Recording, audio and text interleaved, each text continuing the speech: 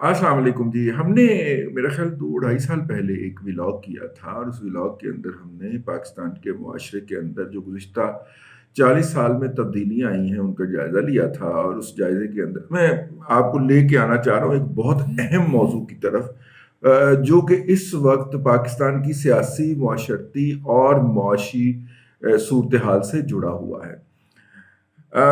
वो जो हमने किया था अल्लाह आपका भला करे उसमें हमने बताया था कि ज़ियाउल हक साहब जो थे उन्होंने पाकिस्तान के मुआशरे के अंदर पाकिस्तान की मईशत के अंदर एक जौहरी तब्दीली की और उन्होंने ये देखा कि सियासतदानों की वो क्लास जो कि ज़मींदार और जागीरदार तबके से तशरीफ़ रखती है, ताल्लुक़ रखती है और चूँकि उनको किसी भी तरह से रोज़गार का या कोई मसला नहीं होता, 6 माह के बाद नई फसल आनी है और नए पैसे आ जाने हैं, तो वो सियासत करते हैं और अक्सर औक़ात असूलों पे भी वही स्टैंड ले लेते हैं। सियासी असूलों के ऊपर वो स्टैंड ले लेते हैं और पाकिस्तान में आने वाली हर जो गैर जमहूरी कुव्वत होती है, वो स्टेक होल्डर बन गए हुए हैं जमहूरियत के।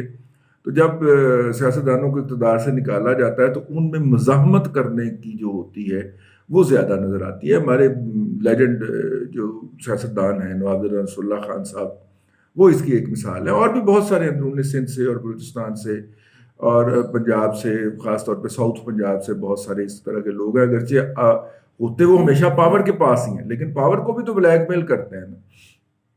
तो उन्होंने कहा कि इनको ज़रा लिमिट किया जाए, तो उन्होंने फिर urban rural middle class introduce करवाई है। रूरल मिडिल क्लास का जो 2 उन्होंने फार्मूले रखे।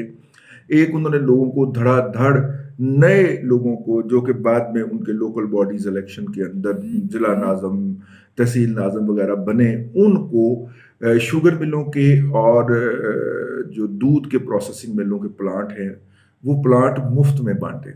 जी, शुगर मिलों के लिए कर्ज लिया गया एशियाई तरक्याती बैंक से और उनको पॉलिटिकल ब्राइब के तौर पे दिया गया और वो लोग जो कि एक आड़ती भी नहीं थे प्रॉपर, वो रातों रात जो थे वो शुगर मिल होल्डर बन गए। उनको कर्ज इस तरह के दिए गए और वो कर्ज जो थे वो बहुत ही नॉमिनल इंटरेस्ट पे थे और बाद में उनमें से बेशतर जो थे वो ले ऑफ कर दिए गए। यूं अगर आप ये देखें तो 2 शुगर मिलें एक एमपीए का हल्का कवर कर जाती हैं। पंजाब की बात कर रहा हूँ, सिंध में भी शायद इसी तरह से है और 72-73 शुगर मिलें लगा दी गई और यूं आप उसका अंदाजा करें कि आपने 36 से 37 सूबाई हल्के और वो फिर मैं सॉरी 2 शुगर मिलें एक एमएनए का हल्का कवर कर जाती हैं, तो 72 शुगर मिलें हैं, तो 72 एमएनए जो हैं उनके वोटर्स की या उनकी इकोनॉमी जो है वो एक हाथ के अंदर जुड़ जाती है। तो फिर यूं नए पॉलिटिकल जो डायनामिक्स हैं वो वजूद में आए। चूँकि बहुत ज़्यादा सेंसिटिविटी डिमांड करती है मिल्क प्रोसेसिंग और वो जल्दी फट भी जाता है और ख़राब भी हो जाता है, उसको सँभालना भी बड़ा मुश्किल होता है। तो इसके अंदर अल्हम्दुलिल्लाह 28 प्लांट थे जी, 28 के 28 फ्लॉप हो गए, जिन लोगों को ओरिजिनली अलॉट हुए थे। फिर उन लोगों ने पांडे-टीडे जो थे, वो औने-पौने दामों बेच दिए और फिर जिन जो चले हैं अभी तक पाकिस्तान में, वो थे कि जिन्होंने सेकंड हैंड या थर्ड हैंड में खरीदे हुए थे। तो ये एक था। अच्छा, ये मुझे क्यों याद आया क्योंकि हमारे दोस्त मुहिबी अनीक राजी साहब ने एक किसी प्रोफेसर साहब को कोट करते हुए बताया है कि पाकिस्तान के अंदर इस वक्त पीटीआई की मौजूदा जो सपोर्ट है वो ज़ियाउल हक के दौर के बाद की है। मैं उन प्रोफेसर साहब को डिनाई तो नहीं कर रहा, लेकिन मैं उनसे थोड़ा सा इख्तलाफ करने की जुर्रत कर रहा हूँ और मेरा ये इख्तलाफ अनीक भाई उन तक पहुँचा दें। बेसिकली उन्होंने जो रवायती सियासतदानों को काबू करने के लिए जो फार्मूला लगाया था कि एक बेटा आपका नायब तहसीलदार भर्ती होगा और एक कस्टम इंस्पेक्टर भर्ती होगा। वो नायब तहसीलदार भर्ती होने की तो मैं मिसाल नहीं दे सकता, कस्टम इंस्पेक्टर जो उस वक्त भर्ती करवाया था किसी एमएनए ने अपना बेटा, उसकी मिसाल खावर मानेका की सूरत में आपके सामने मौजूद है। तो वो भी मैं अगर थोड़ा सा दिमाग पे जोर डालूंगा तो वो नायब तहसीलदार भी जो था वो फिर कैसे चीफ सेक्रेटरी बना वो भी मैं आपको बता दूंगा, लेकिन फिलहाल आप इस पे गुजारा कर लीजिए। तो वो उन्होंने इस तरह करके एक डिस्टॉर्शन क्रिएट की। अब ये एक नया तबका, वो बच्चा जो घर में विला बैठा रहता था, साजिशें करता रहता था, बाप को मिलने आने और जाने वालों के खिलाफ बुरा सोचता रहता था, उसको पता चला कि उसके पास अख्तियार है तो फिर उसने दफ्तर में आए हुए क्लाइंट की घड़ी उतरवानी थी ना। ठीक है, हाँ।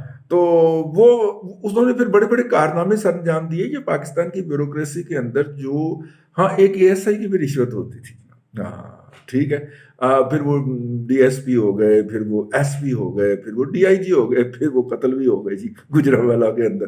تو اس طرح کے بڑے کردار ہیں جی جو کہ 80s کے دور کے اندر یہ ہوئے, انڈکٹ ہوئے, اور پھر انہوں نے انی ڈال دی جی ان لوگوں کے آنے کے بعد, ان کی انڈکشن کے بعد پاکستان کی پولیس کے اندر پولیس مقابلہ ایک باقاعدہ انسٹرومنٹ اور ایک باقاعدہ انسٹیٹیوشن بن گیا, اور باقاعدہ کہا جاتا تھا کہ فلانا پولیس مقابلے کا بڑا ماہر ہے. اور جب آپ اس کے بیک اینڈ میں جاتے تھے تو پتہ چلتا تھا کہ وہ اپنے کسی ابے, کسی چاچے, کسی مامے, کسی تائے کے کھاتے میں بھرتی ہوا تھا. اور اب یہ شہباز شریف کو ہم نے اس کا ذمہ دار ٹھہرا دیا, لیکن یہ بیسیکلی یہ ضیاء الحق صاحب کا بوٹا لگایا ہوا تھا. آگے چلتے ہیں.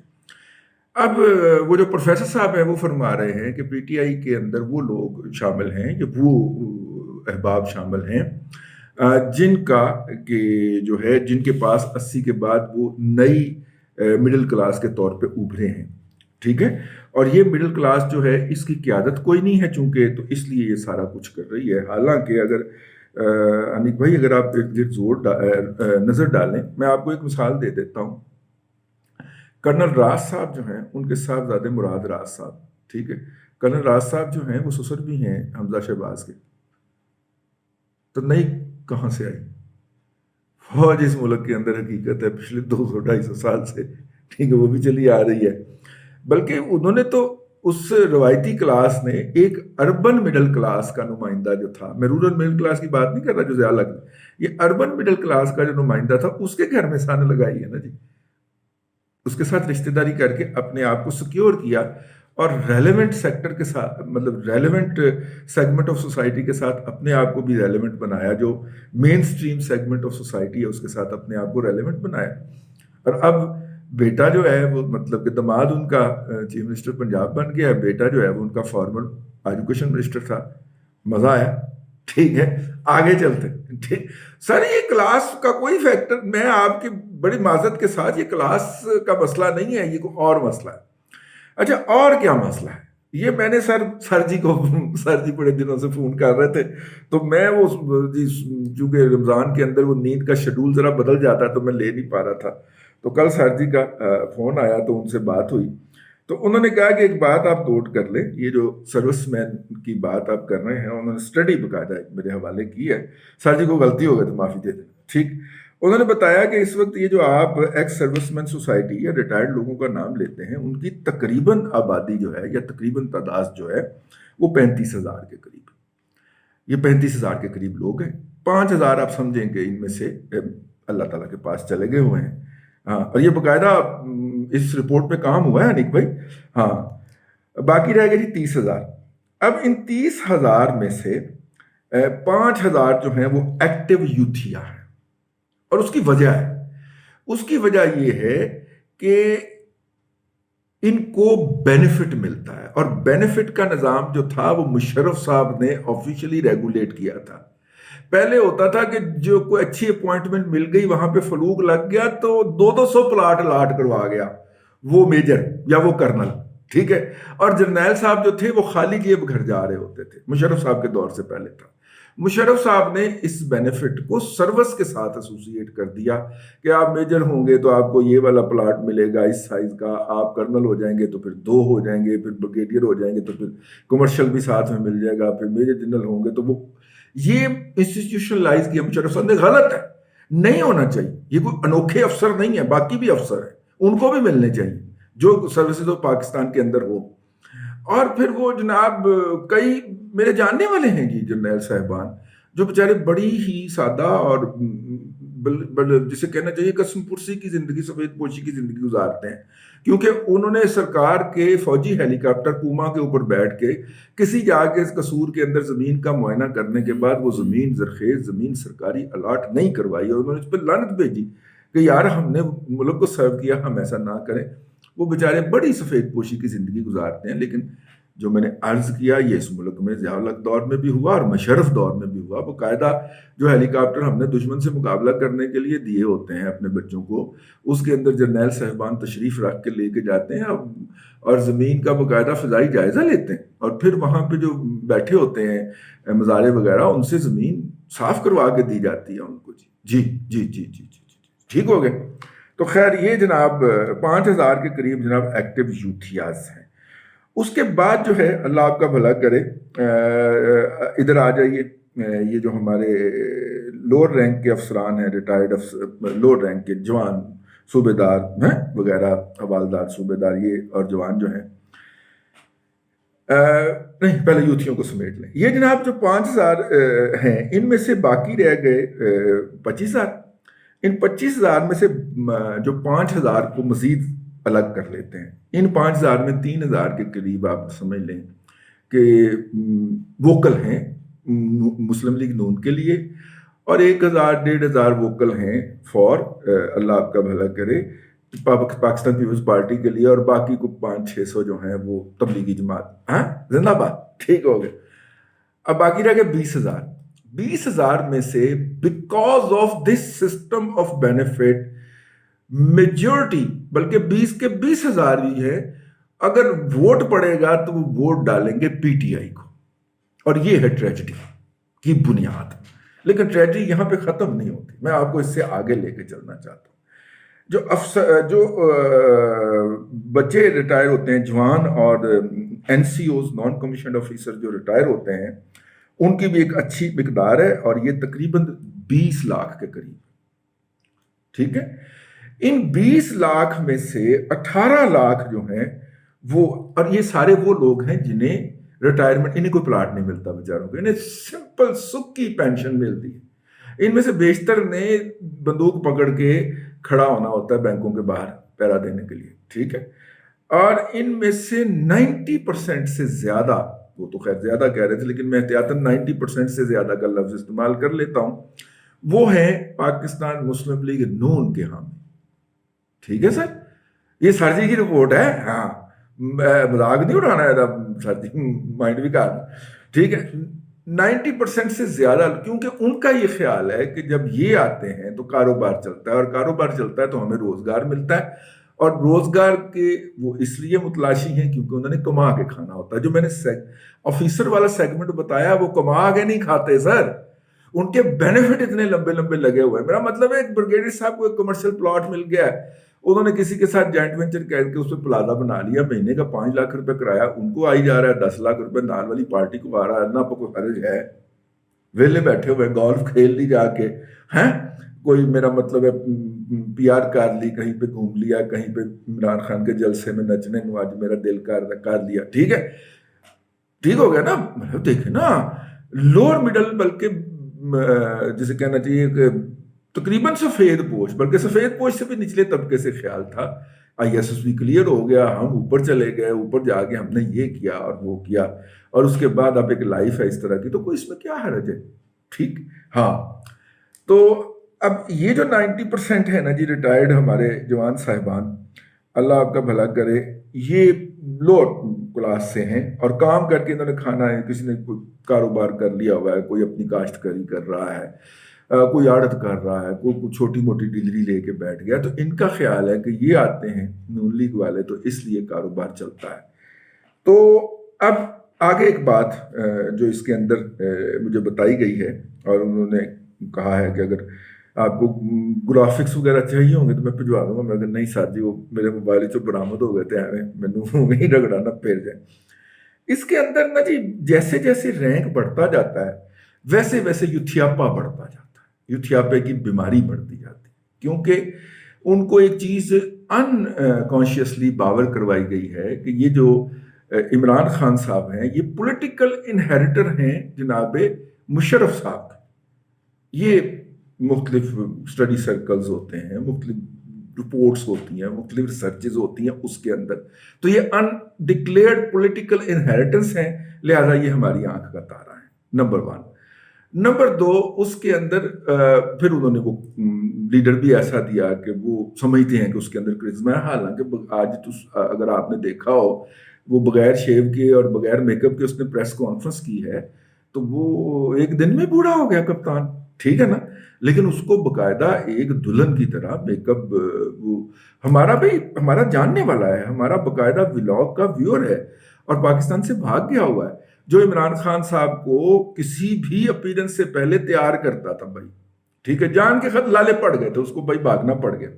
پھر دوسرے کو انگیز خان صاحب نے ایسے کیا کہ وہ جو ہے نا Pakistan institute of medical sciences Islamabad کے اندر، اس کا جو چیئرمین، تو وہ یہی کام کرتا ہے نا، ٹیکے شیکے لانا ہے کہیں پہ میک شیپ کے لانا ہے، گلوئنگ فیس، اور پھر وہ شاعرہ کہتی ہے کہ مجھے تو اس کا فیس بڑا گلو کرتا ہوا لگتا ہے، آپ کینیڈا بیٹھی ہوئی سانو دسن ڈی گلوئنگ فیس کے اتنے گزارا کرتے، ٹھیک ہو گئے۔ اچھا، اس کے اندر نا اللہ آپ کا بھلا کرے، جتنا جتنا رینک بڑھتا جاتا ہے اتنا اتنا یہ تھیاپا بھی بڑھتا جاتا ہے، اور یہ ایلیژن کریٹ کرتے ہیں، ان پٹ دیتے ہیں، جلسوں کو کیسے ہینڈل کرتا ہے، جلسوں میں جاتے ہیں، جلسوں کی کوریج کیسے ہونی ہے، یہ اس کے اوپر اپنا پورا ان پٹ دیتے ہیں۔ اب ایک ویلا بندہ ہے، 24 گھنٹے او دی بیگم او دے بچے ایکو گل سوچی جا رہے ہیں، ایک ہی بات سوچی جا رہے ہیں کہ ہم نے اس جلسے کو کیسے کامیاب بنانا ہے۔ تو ایک خوشحال اپر مڈل کلاس ہو گئی نا، جس کو کہ روزگار کا کوئی مسئلہ نہیں ہے، وہ ایک بندے کو ہیرو بنانے چل نکلے ہیں، اور وہ ایک نہیں ہے، وہ 20,000 25,000 فیملیز ہیں، چلیں 5,000 ایکٹیو کوئی آپ کنسیڈر کر لیں، 5,000 فیملیز جو ہیں وہ اس بات کے اوپر لگی ہوئی ہیں کہ ایک شخص کا امیج بہتر بنانا ہے۔ تو اس کے نتیجے کے اندر بھائی جان، یہ جو آپ کے سامنے ایک کلٹ کریشن آ رہی ہے، وہ اس لیے آ رہی ہے نا، کئیوں نے اپنے ہزار بوٹس وہ لیتے ہیں، جب عمران خان کا کوئی بھی ٹرینڈ اپلوڈ کرنا ہوتا ہے تو وہ بنواتے ہیں، کیونکہ پیسے ان کے پاس ہیں، وہ لگاتے ہیں اپنے دیوتا کے میک اپ کے اوپر، دیوتا کا کردار نکھارنے کے اوپر، اس کا وہ نکھارنے کے اوپر۔ تو یہ جی تازہ ترین سٹڈی ہے، آفیشل سٹڈی ہے، ٹھیک ہے، اور یہ میں نے آپ کی خدمت میں پیش کر دی ہے کہ اصل جو فساد کی جڑ ہے وہ ضیاء الحق کے دور کے بعد پیدا ہونے والا پولیٹیکل کلچر یا پولیٹیکل ایلیٹ نہیں ہے، یہ مشرف کے دور میں اپنے ادارے کے لیے انٹروڈیوس کروائے گئے جو مفادات تھے اور جو ابھی بھی جاری ہیں، اور وہ پوری طرح تناور درخت بن رہے ہیں، ٹھیک ہے۔ کرنل انعام الرحیم ریٹائرڈ ایڈوکیٹ جو ہیں، کرنل ریٹائرڈ انعام الرحیم صاحب، جو کہ جیک برانچ سے ریٹائر ہوئے تھے اور اب ماشاءاللہ پریکٹس کر رہے ہیں، وہ میرے وکیل بھی ہو سن، جب پچھلے دنوں ہماری اسلام آباد میں پیشی ہوئی ہے، اللہ ان کو بہت زیادہ اجر دے، کرنل صاحب کے لیے بہت دعا کیجیے گا، ان کا وجود غنیمت ہے۔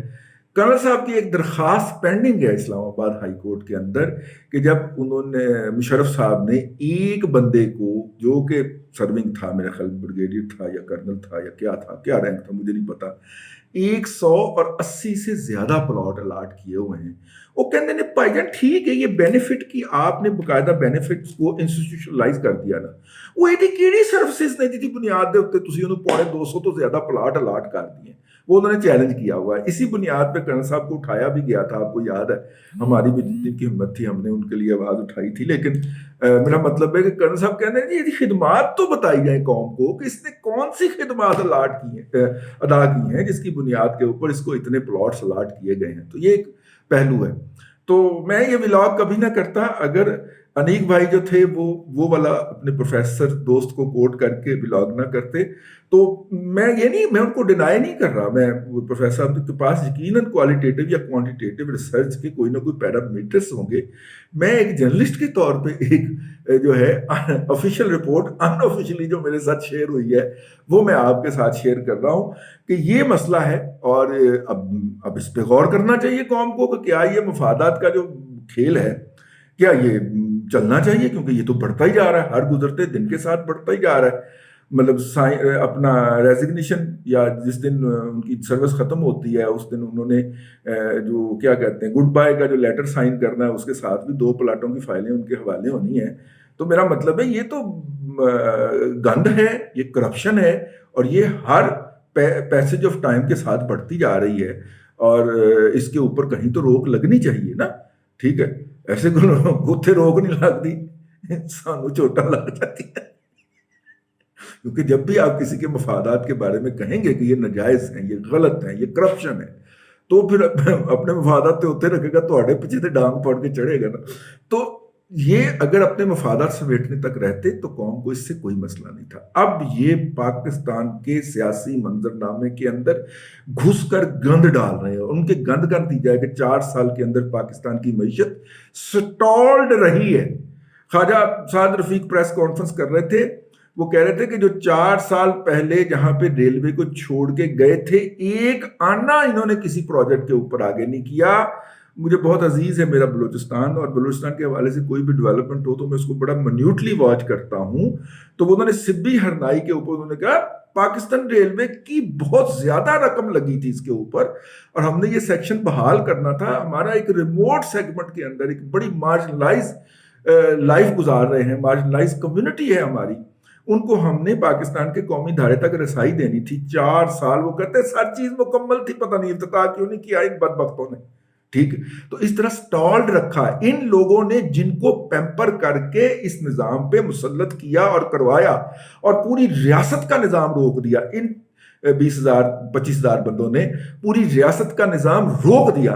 اس کے نتیجے میں جو 4 سالہ تباہی نازل ہوئی ہے, چونکہ ان کے دماغوں کے اندر خناس تھا, اور کیونکہ ان کو روزی روٹی کی تو کوئی فکر ہے نہیں, نہ وہ کام کرنا ہے, ہٹ حرام اور خیالوں کی دنیا میں رہنا ہے. سب سے زیادہ نشہ اس طبقے کے اندر کیا جاتا ہے. میں جاتے جاتے بتا رہا ہوں آپ کو, یہ رپورٹ میں نہیں لکھا ہوا, یہ میری اپنی رپورٹ.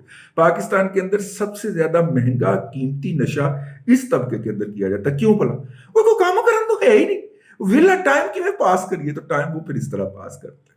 ٹھیک ہے, اور مطلب کہ ان کے بیشتر کے پاس پاکستان کے علاوہ بھی نیشنلٹیز ہیں. یہ ڈوئل نیشنل کو جو کے حوالے سے جتنی بھی تکالیف اٹھتی ہیں, درد ذہ جو اٹھتے ہیں, وہ بھی اس طبقے کے باعث اٹھتے ہیں. تو خیر ایک الگ سے میں نے کہا کہ اس بات کے اوپر ہمیں خوشی ہونی چاہیے باقاعدہ کہ یہ فیلنگ جو ہے, جو آپ اور میں ڈسکس کر رہے ہیں, یہ ادارے کے اندر بھی موجود ہے. اور اسی لیے تو یہ اس طرح کی کوئی اسٹڈی کرواتے ہیں وہ, تو اگر موجود ہے تو یقیناً وہ اس کا علاج بھی ڈھونڈیں گے. ہم اس بات کے منتظر رہیں گے. ٹھیک ہے, بس اب تک کے لیے اتنا ہی کہ ولاگ ذرا لمبا ہو گیا. اللہ تبارک و تعالیٰ آپ کو آسانیاں عطا کرے, اور آسانیاں خلق خدا میں تقسیم کرنے کی توفیق عطا کرے.